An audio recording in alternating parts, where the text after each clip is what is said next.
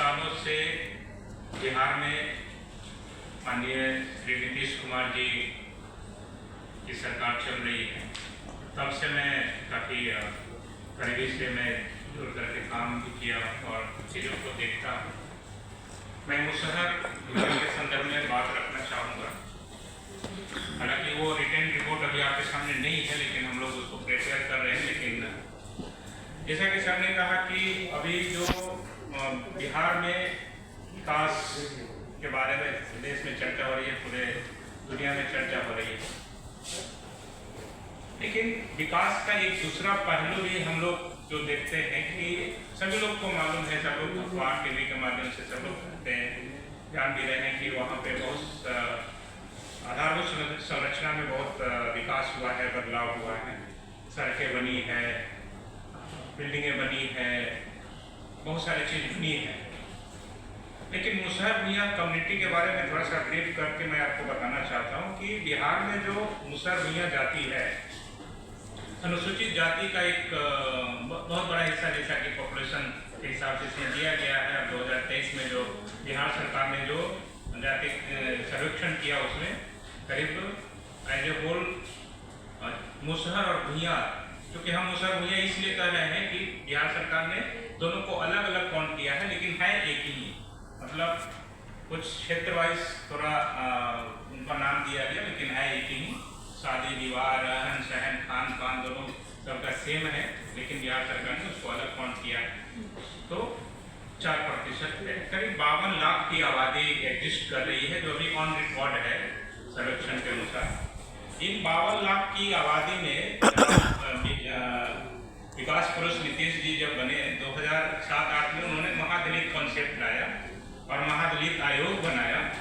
महादलित आयोग का रिपोर्ट खुद अपने आप में कहता है कि इस समाज का 95% जो लोग हैं, अभी भी उनको रहने के लिए अपना घर नहीं है। हालांकि रह रहे हैं लोग, ऐसी बात नहीं कि रह नहीं रहे, हवा में नहीं है, जमीन पे है, लेकिन वो उनकी जो बसावटें हैं वो ज्यादातर सड़क के चाट के किनारे, जो उनका अपना लैंड नहीं होता है, सड़क के किनारे में जो खाली जगह है, वहाँ पे किसी भी प्रकार से झोपड़ी बना करके, अपना मिट्टी का मकान बना करके, अपना किसी भी प्रकार से कमा करके वो हल्का फुल्का घर बना रहे, रोड के किनारे, नहर के किनारे, जहाँ पे सिंचाई होती है उसके किनारे। बहुत सारे सैरात हैं उत्तर बिहार में। हालांकि बिहार को 2 भागों में बांटा गया है, गंगा के उत्तर में उत्तर बिहार और दक्षिण बिहार। तो जगह जगह सैरात हैं, सैरात के किनारे और नहर के किनारे, बहुत सारे नहर है उसके किनारे। उत्तर बिहार में आप देखेंगे तो बहुत सारी नदियां हैं, नदियों में तो बाढ़ का जो स्थिति है वो तो जानते ही हैं, लेकिन वो बांध के किनारे भी रहते हैं। रोड जो विकास, सड़की का जो विकास हुआ, उस विकास में सबसे ज्यादा जो डिस्प्लेस हुआ है वो मुसहर भुइयां कम्युनिटी का डिस्प्लेसमेंट हुआ है। मेरा घर पटना जिला के दानापुर रेलवे स्टेशन के पास है, शिवाला पर एक बस्ती है। अभी एक कॉरिडोर बना जो पटना से बक्सर एक हाईवे पास हुआ है। मेरा भी घर रोड के किनारे था, और अभी जो पटना और बक्सर हाईवे जो बन रहा है उसमें मेरा घर चला गया। मेरा भी इंदिरावास था, और हमारे साथ मेरे गांव के करीब 60-65 मुसहर भाई बहनों का जो घर चला गया। विकास तो हो रहा है इसमें, और मैं कहूँ कि पटना अभी पटना के अलावे बिहार में कई स्मार्ट सिटी बन रहे हैं, उसमें पटना भी एक स्मार्ट सिटी बन रहा है। स्मार्ट सिटी में जैसे कि डेवलपमेंट हो रहे हैं, रिंग रोड बन रहे हैं, बहुत सारे इंस्टीट्यूशंस बन रहे हैं, सरकारी भी बन रहे हैं, गैर सरकारी भी बन रहे हैं। लेकिन उसमें जितने भी अभी जो एरिया लिया गया है, पटना मास्टर प्लान के अंतर्गत जो एरिया लिया गया है, करीब 35 किलोमीटर का रेडियस है उसका।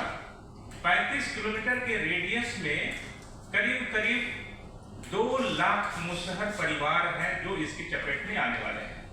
अभी तक 40,000 मुसहर परिवार इससे प्रभावित हुआ है।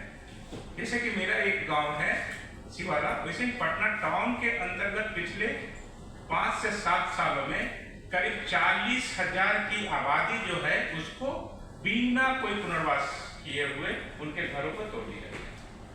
और मतलब कि भी हम जब जाते हैं उनके घरों में जाते हैं देखते हैं, मतलब क्योंकि उनका कोई रहने का जगह नहीं है, उसी पुल के किनारे, उसी नहर के किनारे वो जानवरों जैसा जीवन व्यतीत कर रहे हैं। वहां पे न पानी की सुविधा है, न शौचालय की सुविधा है, और न ही किसी प्रकार के जो मानव जीवन जीने के लिए जो जरूरत की चीजें हैं वो नहीं उनको मिल पाती। मैं एक एग्जांपल मैं देना चाहता हूँ। पटना साहिब एक रेलवे स्टेशन है, उसके जस्ट बगल में एक मुसरा टोली हुआ करती थी जो ओवरब्रिज बनाया गया। उनको किसी भी प्रकार से पुनर्वासित नहीं किया गया और पिछले वो 12 सालों से वो वहां पे रह रहे हैं। वहां जाएंगे तो देखेंगे कैसे लोग रहते हैं। एक तरफ नाला है, पुल के नीचे वो रहते हैं, पुल के दूसरी तरफ रोड है, और उसके बाद सटे हुए railway station, Patna Sahib railway station है। वहां न नल जल का पानी आता है, न शौचालय की व्यवस्था है, और न किसी प्रकार की वहां पे रहने की व्यवस्था है। लोग पन्नी डाल करके रहते हैं। वहां की महिलाएं हम लोग के साथ शेयर कर रही थी कि हम लोग जब पानी लाने के लिए जाते हैं आसपास के गांव में, घरों में, वहां से भगा दिया जाता है। प्लेटफॉर्म पे जब जाते हैं पानी भरने के लिए तो आरपीएफ वाले भगा देते हैं। वहां के कुछ नौजवान महिलाएं बोलती हैं कि जब हम नहाने जाते हैं प्लेटफॉर्म पे, हमको गंदी नजरों से देखा जाता है। इस प्रकार के अमानवीय स्थिति से वो जूझ रही है, झेल रही है। और मुसहर के बारे में कहा जाता है कि ये लोग काफी गंदे रहते हैं, इनका कुछ सेंस नहीं है। कैसे सेंस रहेगा? उनको जो बेसिक चीज है, पानी, शौचालय, साफ सुथरा रहने के लिए शौचालय और नहाने धोने के लिए पानी, वही नहीं मिल रहा है, तो कैसे वो साफ सुथरा रहेंगे? इसी प्रकार से पूरे बिहार में जहाँ कहीं भी ये बड़े बड़े अभी कई नेशनल हाईवे बन रहे हैं, एक्सप्रेसवे बन रहे हैं, उसमें भी बहुत सारे चीज ऐसे होने जा रहे हैं। मैं एक और एग्जाम्पल में देना चाहता हूँ। मुख्यमंत्री जी का जिला है नालंदा। नालंदा के बारे में कहा जाता है कि बहुत डेवलप किया है। वहाँ के मुसहर टोली में मैं गया जब पिछले 2 महीने